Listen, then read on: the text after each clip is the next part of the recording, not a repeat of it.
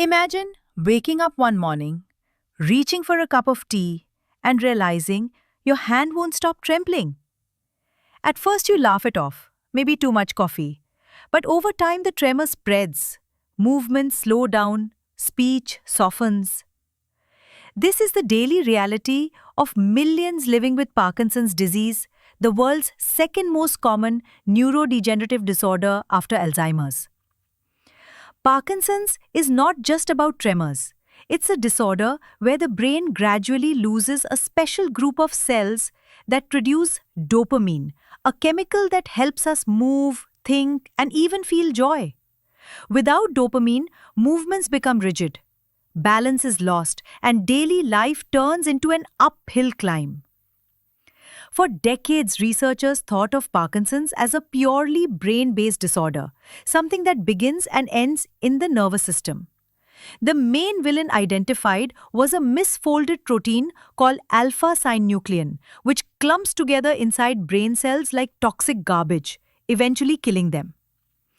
Traditional research gave us this critical foundation about dopamine loss in the substantia nigra region of the brain.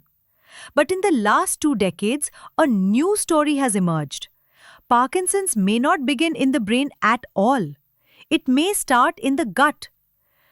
Researchers found that alpha synuclein misfolding can begin in the intestinal nervous system, years before motor symptoms appear. It can then travel along the vagus nerve, the superhighway between the gut and the brain, reaching the brain and triggering Parkinson's. This gut-brain connection has opened up an entirely new frontier. Now here's where it gets even more fascinating. Recent studies are showing that people with chronic kidney disease, CKD, are at higher risk of developing Parkinson's. Why? Because CKD disrupts the body's ability to clear toxins, and it changes the gut microbiome, the community of bacteria in our intestines. This imbalance or dysbiosis creates inflammation, oxidative stress, and even conditions that favor alpha synuclein misfolding.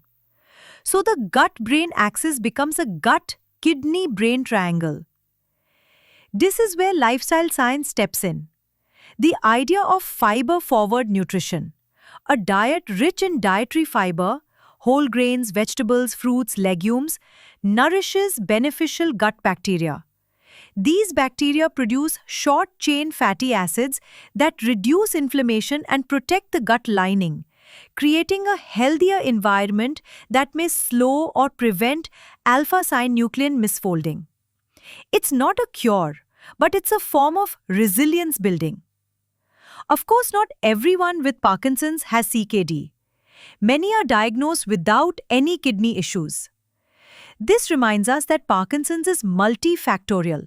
Genes, environment, toxins, aging, gut health all play a role. Think of it like a web of risk factors, where CKD is one thread, but not the whole net.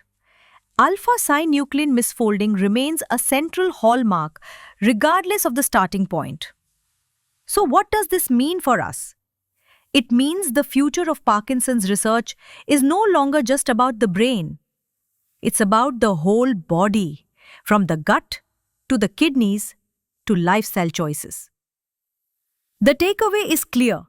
Protecting our gut health today is not just about digestion. It may be about protecting our brain tomorrow.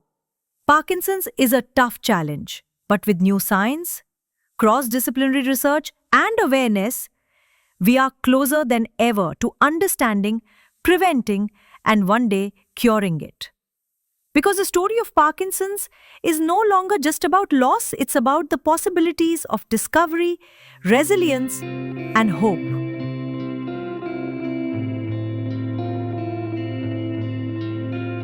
Like and share to spread awareness. Subscribe for more insights into mental health and psychology. Thank you.